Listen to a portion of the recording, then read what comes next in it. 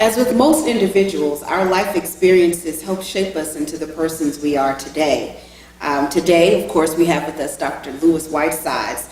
Dr. Whitesides, you've come from humble beginnings, a working class family from rural South Carolina, and from that environment, you developed a sense of entrepreneurship.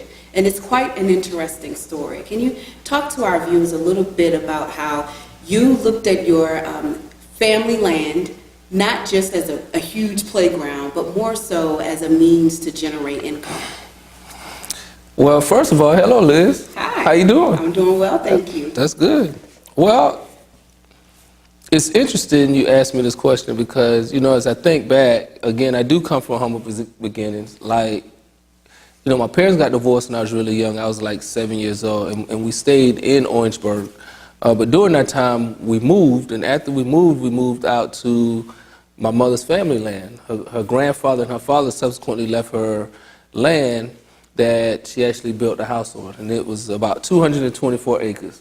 So 9 years old, we out there playing, we doing the stuff, and the land is just growing up, but I'm looking at farmers in the fields across, you know, crops growing. So I asked my mother, I was like, well, why don't we grow the crops? Why ain't them crops on our land? She was like, well, that's our land, you know, we don't farm it, such and such. So I asked her, like, well, do you think we could make some money off of it? You know, renting it to the other farmers and doing stuff? She was like, well, I don't know if we can actually do that sort of thing. But my curiosity was already piqued.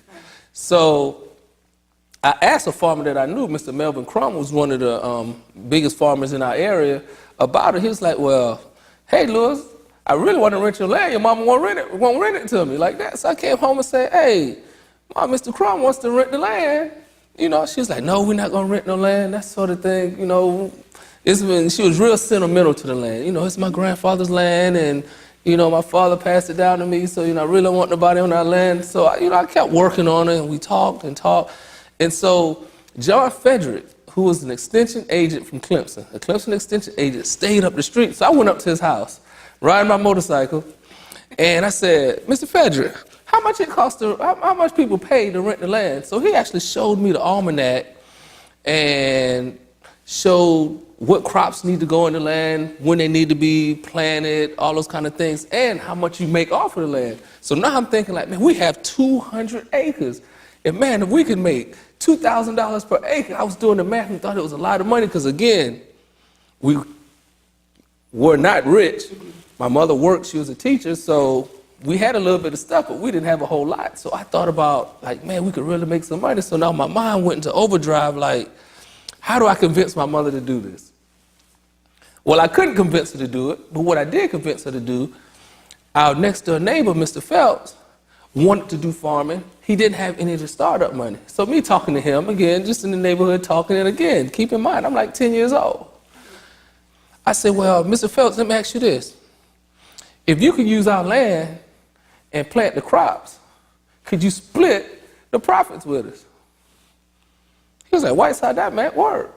You know, I'm like, okay, well, let me ask my mama.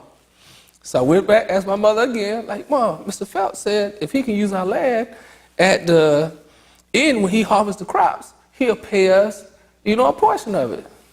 And still, my mother was like, okay, well, just get the details. I think at that time, she was like, this boy keep coming to me about planting, about farming, renting out land. She said, get the details. So again, I went back up to John Frederick, who was the Clemson extension agent, and said, hey, Mr. Frederick, how should this work? And he told me, hey, you need a contract. If you get Mr. Phelps to agree to give you, and I asked him what was a good number.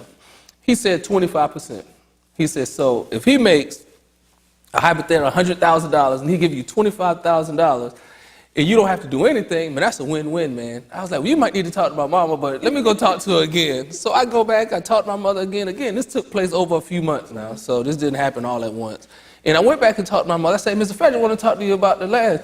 She was like, boy, you're talking about this land again? I'm like, yeah, we could make some money. Mm-hmm. So Mr. Frederick did talk to my mother about it and helped put this whole thing together. Long story short, we became sharecroppers. Mr. Phelps came in, he planted the land, you know, he just was getting off the ground trying to get his farm together. And at the end of the harvest season, he paid us as he should. And man, it was a good boost. It paid the taxes on the land and we got a little bit of money out of it. So that went on for a few years. So as I got older, about 15, I think this happened about 5 years, it really became a good economic boost to our family. Right. As it went on, Mr. Phelps' kids graduated and left, and so he couldn't maintain a farm anymore, so he didn't want to do it anymore. But now, in the back of my mind, if you remember, Melvin Crum, who's one of the big farmers, wanted to use our land. So at that time, I was of age, and I can talk the talk and that sort of thing. So I called up Mr. Crum and said, "Hey, Mr. Crum, listen, man, I think you can rent the land now." He said, "I don't think your mama gonna let you do it." I said, "She will." I said, "Come by the house." I said, "Mom, Mr. Crum called me and talk about renting the land." She came to the house, but she was open to it this time because she had already seen what we could actually do with it. Long story short, Mr. Crum rented that land until his death. And this went on for 20 years. And right now, his nephew, Antron, rents the land right now, so it's continuing. So my mother has since passed on, but I still rent the land right now to a farmer to actually farm our land right now. So it's that kind of started me into agriculture and that sort of thing, and a little entrepreneur spirit and that sort of thing. But it really turned out really well. I definitely love that story because it's not your typical lemonade stand, story. I mean, you were well beyond your years in thinking. So how does that now, the skills that you acquired then, how does that help shape you as you are developing research projects and even thinking about ways to use, your entrepreneurial skills? Well, when you think about research, if you think about the faculty who conduct research or whoever funds the research, it is an entrepreneur enterprise. Everybody's working for some payout some kind of way. So I think that actually helped me shaped me in the way of being able to communicate with all parties and making sure everyone gets what they want out of the situation. So my mother didn't think she wanted anything, but when I could actually tie all the pieces together to show her how it would benefit, and her growing up on a farm, it wasn't foreign to her, but I don't think she really wanted to get into the farm and the operations of it. Again, she was a single parent, she was a woman, it was 3 of us, and then my little sister came, made 4 of us.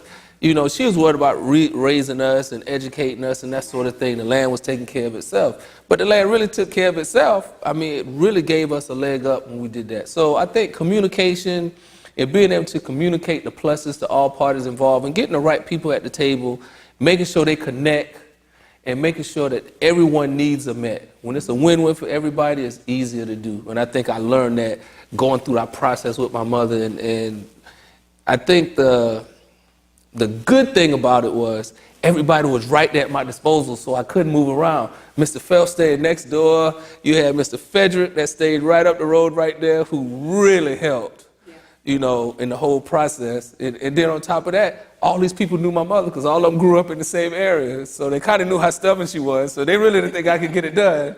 But with their help, was able to get it done. So communication is the big key, and being able to communicate to everyone involved what the outcomes are going to be, and making sure that the outcomes are positive as you planned.